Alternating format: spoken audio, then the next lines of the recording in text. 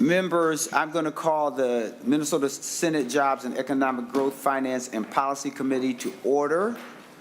As a little housekeeping so that everyone is aware, in this particular committee, we only provide 2 minutes of testimony outside of the senator, sort of laying the foundation for the bill, and then we provide time for any questions from the committee.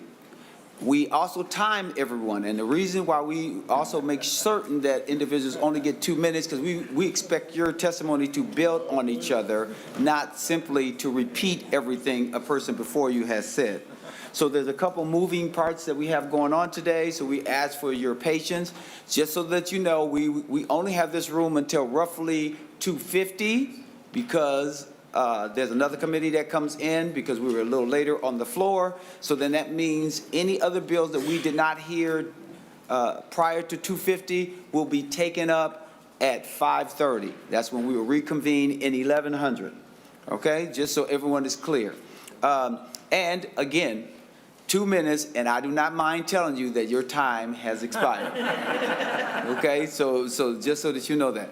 And because we're going to move things around a little bit, and I know that Senator Putnam's testifier has to take a plane and will not be available this evening, we're going to go to Senate File 5218, and just so the individuals will know that this bill will be laid on the table with the exception of only one bill, but all the other bills will be laid on the table for possible inclusion.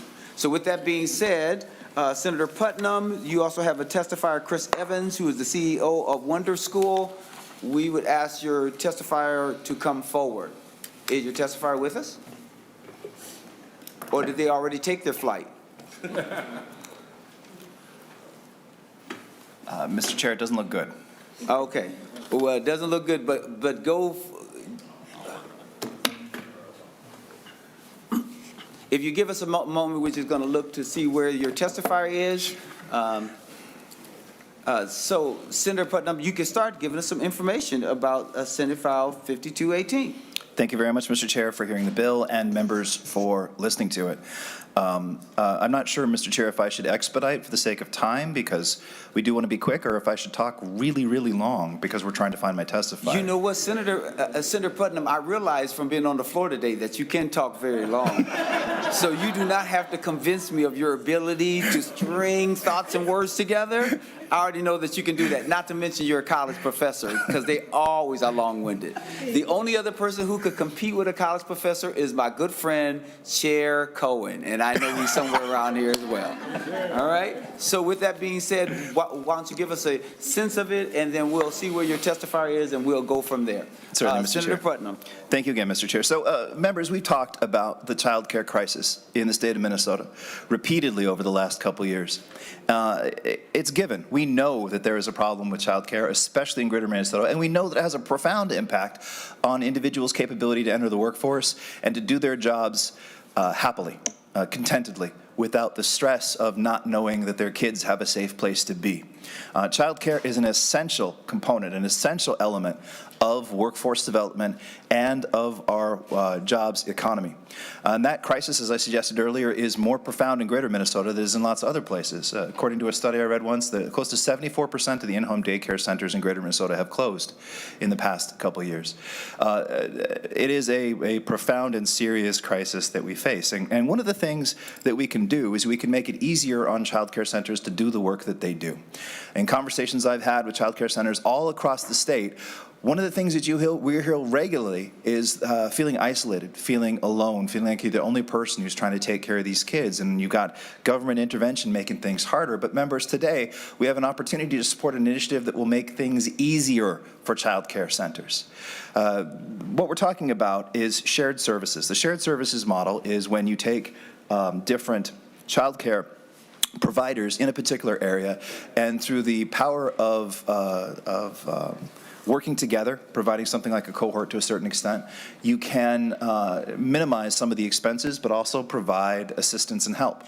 So, for example, in shared services in some other states, you get one person who does taxes, one corporation who does taxes for child care centers, and that person works with all the child care centers in the area. And through the logic of scale, it's more affordable for them and more efficient for those individual child care centers who need to do this work.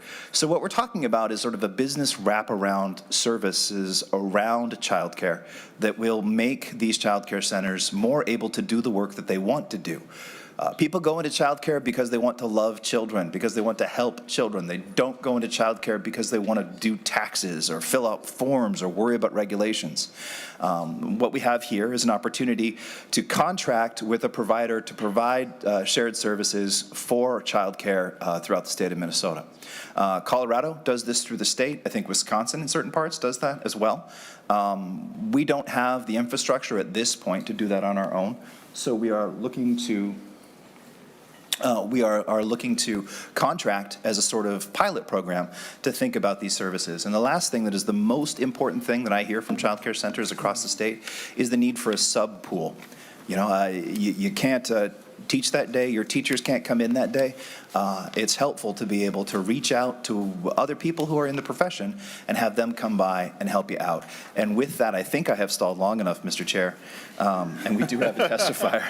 Thank you, Senator Putnam. It is true that you have talked long enough for your lost witness to be with us this afternoon. So with that being said, a quorum is present. Mr. Evans, you probably did not get a chance to hear me say that you only have 2 minutes in order to testify, and it would have been great if you were here. So if there's anything else your wonderful Senate author needed to know, that he could do it during his testimony. Because I see you, whenever I see a person with a computer, that usually tells me it's longer than 2 minutes. Nope, but with 2 that minutes. being said, Mr. Evans. Sorry for the delay, and also I'm Chris Bennett. My name is incorrect there, but Mr. Chair and members of the committee, my name is Chris Bennett, and I'm the CEO of Wonder School, a company dedicated to ensuring every child gets access to high-quality early childhood education.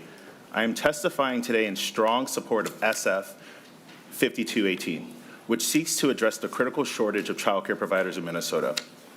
I went to a home-based child care program in Miami, which is where I grew up, started by a woman named Yoli. She grew her program into a center-based program, which she runs today. After that program, I was a strong student in the K-12 system. I went to the Wharton School of Business and studied entrepreneurship, and I was the first graduate of college from my family. I eventually moved to San Francisco, where I live today, and I noticed my friends couldn't find childcare. I did research and found that childcare providers were and weren't like Yoli. They were really strong at being educators, but they had a really hard time running their own business. I found parents couldn't find the providers, they had a hard time enrolling in the programs, and to solve this, I created a platform like Airbnb to support the creation and operation of childcare programs out of homes, and now we support childcare programs in centers. Today we have close to 200 employees. We have 4 major state partnerships, one being Michigan, and we work with close to 40,000 childcare programs, and we've raised over $50 million. In your handout, you'll see what we can do with the money in this bill. Support the creation of 50 home-based childcare programs. We will recruit the providers, provide technology to better help them run their businesses, provide technology to those providers to help them run their businesses and get data back to DEED, and create software to enable substitute teachers to support childcare providers that are operating today. Children who get access to childcare do better in life. They have better health outcomes, earn more likely to graduate from high school, more likely to graduate from college. Investing in childcare creates jobs. Employers are willing to move to places where there's childcare, and people can work if they have access to childcare. In conclusion, I urge you to support SF 5218 and take the decisive action to address the childcare crisis facing Minnesota. Well, let me say, Mr. Evans, I'm impressed with, even with the computer, that you did it within 2 minutes. So we really appreciate that. But I do have a couple questions. You said that you all have helped or assisted 40,000 child care programs. And first of all, you can tell me if that's numbers correct, and then tell me how many of those programs are in Minnesota. Mr. Evans. So we work with 40,000 childcare programs all across the United States in a number of different ways, providing substitute teachers to them, helping them operate their business. We've created close to about 2,000 programs since we started, and we actually have very few programs in Minnesota today. The way we operate now is we typically partner with state and local governments before we start operating in a state, and this would be one of our, we actually have a partnership today, but this would be our second partnership in the state. Who is your, Mr. Evans, who is your current partnership with? Mr. Chair, it's with an organization called Women Ventures. So we are familiar with Women Ventures. We actually gave them some resources last year. Okay, so roughly 40,000. So I naturally assume that the 200 employers that you are talking about are not reflective of employees that you have or employers that you have in the state of Minnesota, correct? We have employees in the state of Minnesota. Typically, when we start a partnership, we start to hire employees in the state where we have the partnership, Mr. Chair. To the committee, any questions? Senator Draheim. I just have my A2 amendment, Mr. Chair. Senator Draheim offers the A2 amendment. I think you all should have it in your packet. Senator Draheim, to your A2 amendment. Thank you, Chair. The reporting amendment we're putting on all bills. I hope everybody supports it. Thank you. Members, any other questions to the A2 before I go to Senator Putnam for the A2, his reaction to the A2 amendment? Senator Putnam to the A2. Thank you, Mr. Chair. Thank you, Senator Draheim. I accept it as a friendly amendment. He accepts the A2 amendment as a friendly amendment. All in favor say aye. Aye. All opposed say no. The motion prevails. The A2 amendment is adopted. Any other questions to Senator Putnam or his testifier, Mr. Evans? Senator Pratt. Thank you. Thank you, Mr. Chair, and Mr. Evans or Senator Putnam. I'm just looking at this appropriation, $6 million. I think you said 50 new child care providers. Was that correct? Senator Putnam. Or Senator, or Mr. Evans. Excuse me. There's multiple portions that are part of this. One of them is creating child care programs. The next is providing a substitute teacher pool for child care programs. And another is providing technology to support existing child care programs. Senator Pratt, any follow-up? Yes, Mr. Chair, thank you. And can you give me a breakdown of about, so what I did was I took the 6 million divided by 50 comes to 120,000 per provider, which seems awfully large. Can you maybe give me a breakdown of how that 6 million will be divided? Yes, so. Mr. Evans, you got to always wait for me as the chair. I know you're ready to get on that plane, but you got to slow down just a little bit. Sorry. Mr. Evans. Thank you. Excuse me. So the substitute teacher pool will support 200 providers. The creation of childcare programs would be 50 providers, and the technology we will provide to existing providers is 150 programs. I believe it says all of that in the document that was shared ahead of time. Senator Pratt, any follow-up? Thank you, Mr. Chair. And Mr. Evans, I was hoping maybe more for a dollar amount split, if you could help me with that. And then, Mr. Chair, may I just ask a follow-up so we can move along? You mentioned that you'd be hiring people in Minnesota if this partnership were to move forward. How many employees would Wonder School bring to the state? Mr. Evans. I don't know the exact details of that at the moment. I don't want to say something that's incorrect. If there's a way to follow up with you, I'd love to do that. But typically, for a partnership like this, we would typically hire around 4 to 6 people. But I need to confirm that exact number. Mr. Evans, you can certainly provide any additional information to us, and we will distribute it to the committee. Senator Pratt. Thank you, Mr. Chair. And then I was just wondering about the dollar amount split versus number of provider split. Mr. Evans.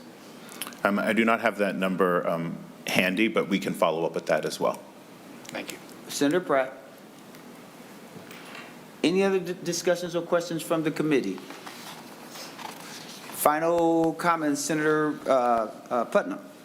Thank you, Mr. Chair, for hearing the bill and for acknowledging and realizing the profound crisis that we have with childcare in the state of Minnesota and this opportunity to help ameliorate that crisis just a little bit.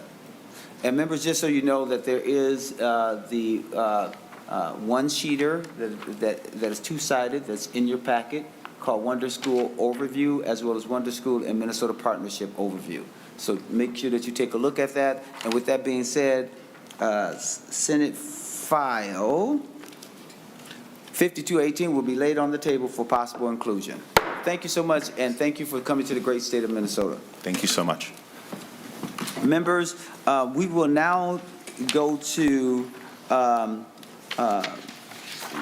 Senate File 3502. And as you know, that we talked about that briefly, that is the Senate file that we're going to be re-referring. All right? I just want to make sure that I'm right. Yep.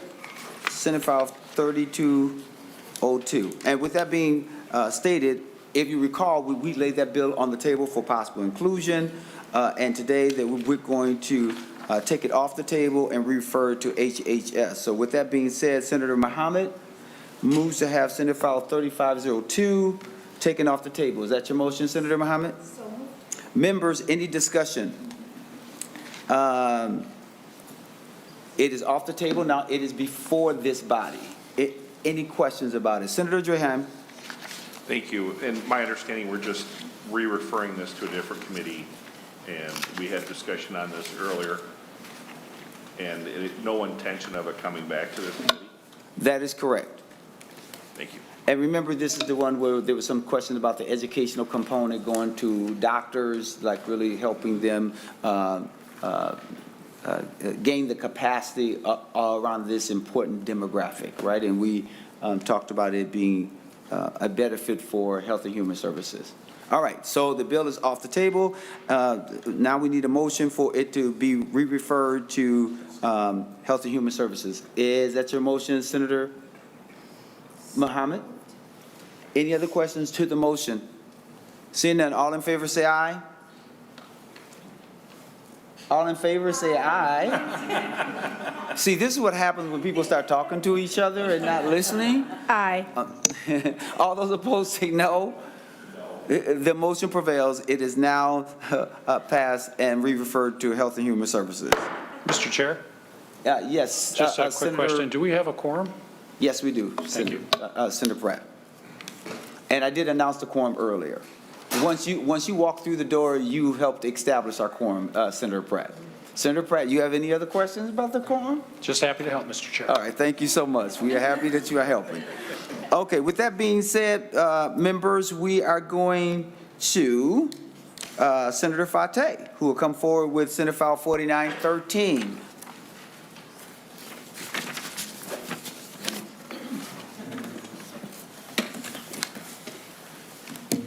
And Senator Fateh, welcome to the committee. Thank you. And if you'd be so kind as to give your opening statements about Senate File 4913. And I know you have two testifiers, Derek Spencer and Rory Pernell. So thank you all for coming to the table as well. Senator Fateh. Yeah, thank you, Mr. President, or Mr. Chair, or President Chair, and the committee members. Today I come before the committee to share with you an incredible story, consequential work being done in our community, and ask that we invest in helping our youth by funding the incredible work that is just getting started. SF 4913 will provide $750,000 in a one-time grant to fund the work that Block Builders Foundation is doing in the Twin Cities, especially in North Minneapolis. The Block in Block Builders stands for Building Literacy Outreach Connecting Kids. And that is exactly what the foundation is doing through targeting at-risk youth, coaching, financial literacy education, juvenile offender diversion programming, and family and community outreach. Understanding and appreciating what many of the board members of Block Builders Foundation have gone through during their own lives and their passion, compassion, and credibility with many of the youth who have similar experiences is critical to our communities as a whole. With education, coaching, and mentoring from people like Derek Spencer, the founder of Block Builders, and Rory Pernell, a board member, you understand why they successfully make an impact in the community for both at-risk youth and giving the families the tools they need to be supportive of their children. I'm happy to answer any questions committee members may have, and I'd like to introduce you to both Derek and Rory, who are here to talk about their programming.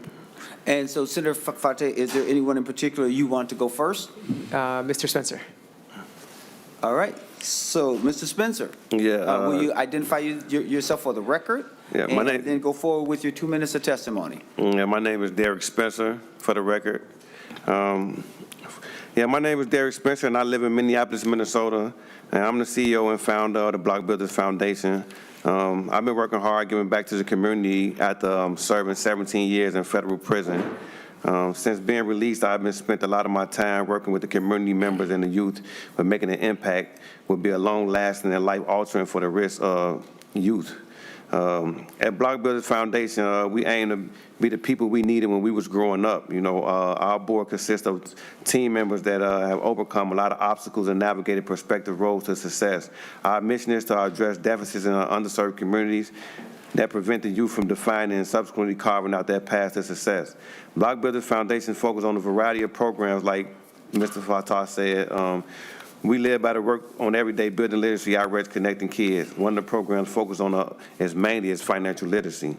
This program teaches young people about earning, managing, and saving money. Starting out, participants attend a 12-hour program that's broken up into 6 weeks.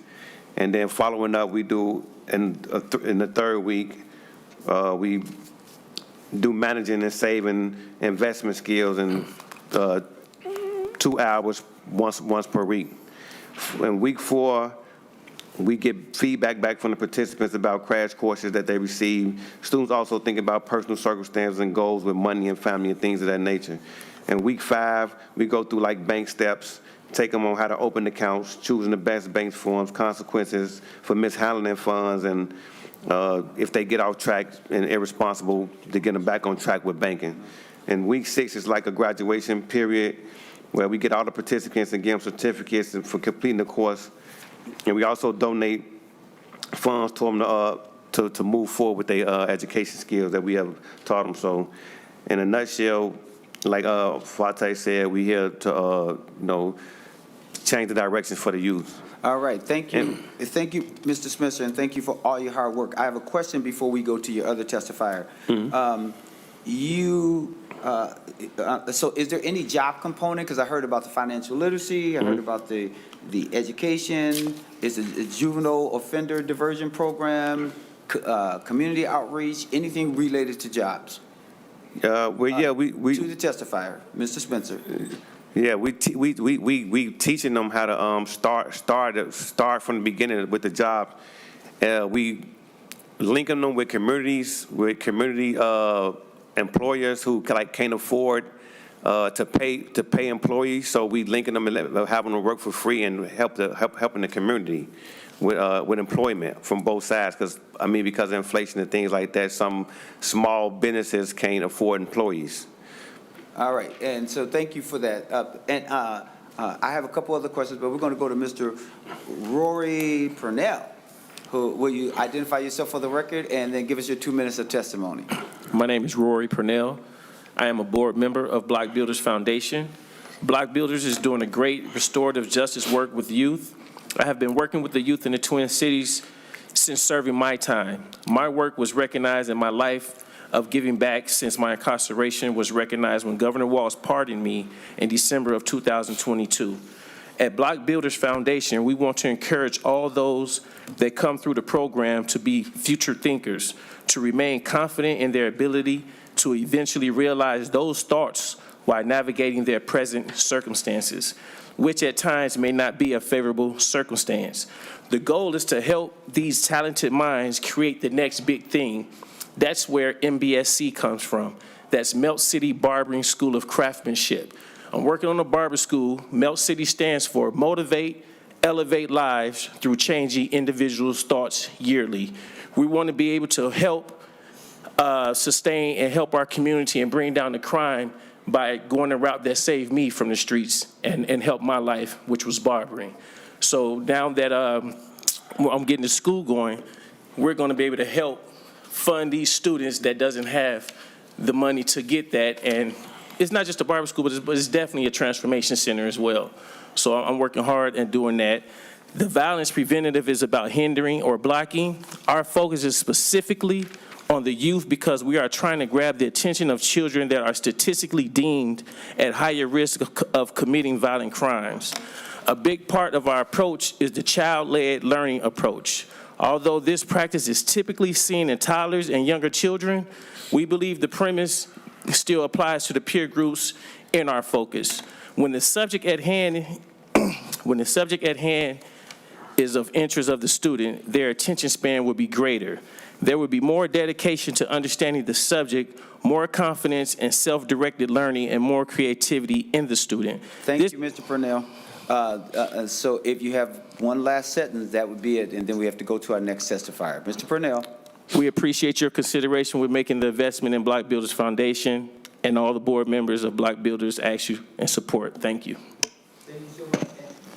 Thank you so much. It also appears that before we get to some other questions, that we have Karen Coffey, who's with us. Yeah, Karen Coffey was a board member. She wasn't able to make it because of work, conflicted with the work schedule, so. Got it. And Mr. Spencer, how many students will this grant allow you, or this appropriation allow you to work with? So how many have you worked with in the past, and how will this expand your reach? Mr. Spencer? In the past, we haven't executed this program yet. This program was actually started from a program that I executed inside the prison system that I'm bringing outside of the prison system. So inside of the prison system, we executed over hundreds of young adults, and I'm trying to use the same process on the outside with the same system. And Mr. Spencer, so with that being said, that you haven't done it on the outside yet, how long has the organization been in existence? We've been established since September 23. I was just released from prison in May of 23. All right. Any other questions for Mr. Pernell or Mr. Spencer? Senator Pratt. Thank you, Mr. Chair, and I just wanted to try to get some clarification from Mr. Spencer. As you highlighted, Mr. Chair, and I share your concern, I'm not seeing a lot of job-related functions in the bill that's being discussed. But I just wanted to clarify, did Mr. Spencer say that this was going to be used to compensate people to work in businesses that couldn't afford to pay them or wouldn't be paying them? I'm trying to understand that relationship. Mr. Humphrey, will you identify yourself for the record, and perhaps you can answer the question. Mr. Humphrey. Chair Champion, Senators Buck Humphrey with Midwest Strategies, representing Block Builders Foundation today. To your question, Senator, Mr. Chair, so I think it was a little misinterpreted through the programming that they have been doing in the model that they've used in the past is to get experience. Once they're working with a student, they then are also trying to go out into the local community and have them interact with local businesses and also with someone who may be their employer as part of the programming, but it also is beneficial to the local community who may have some needs. But this is, and to your jobs questions, Mr. Chair, this is the basis for many of these youths to get into the economy and into the economic system in their local community. And then with this training, with seeing an alternative to where they can be economically sustainable, that absolutely includes a job. And this is part of that holistic entrance into the job and economy in their local communities. Senator Pratt, any follow-up before we go to Senator Muhammad? No, Mr. Chair. All right, Senator Muhammad. No, Mr. Chair, I don't have a question. Okay. Oh, you just wanted me to see your light on your pen. I get it. Okay, Senator Drahan.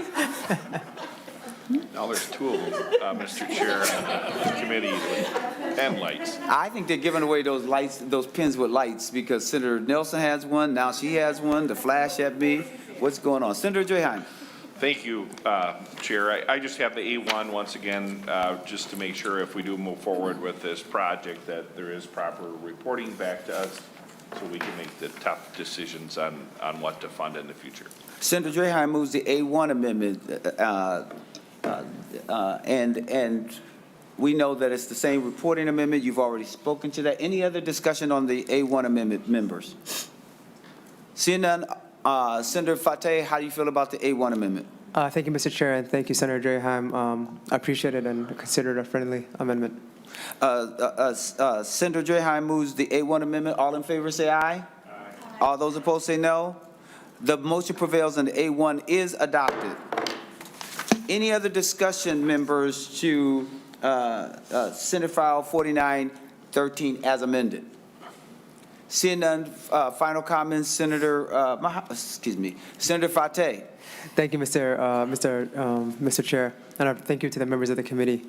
I want to say thank you to Derek and Rory for coming up to me and laying out what they're about and what their organization is about. They're doing really good work within the community, and I hope that this committee can find a way to support them so that they can give back to the youth within Minneapolis. So thank you. Members, with that being said, Senate File 4913 as amended will be laid over for possible inclusion. And thank you, Mr. Spencer, and thank you, Mr. Pernell. You all did a wonderful job. Thank you for joining us. Members, I wanted to call Senator Hauschild, but we will not have enough time. We just don't, because the other committee is coming in. So blame it on my head and not our hearts, because we want to make sure that we give you a chance to present. So we will reconvene at 5:30 in room 1100. So we have to make room for transportation that's coming in now. With that, the committee is in recess.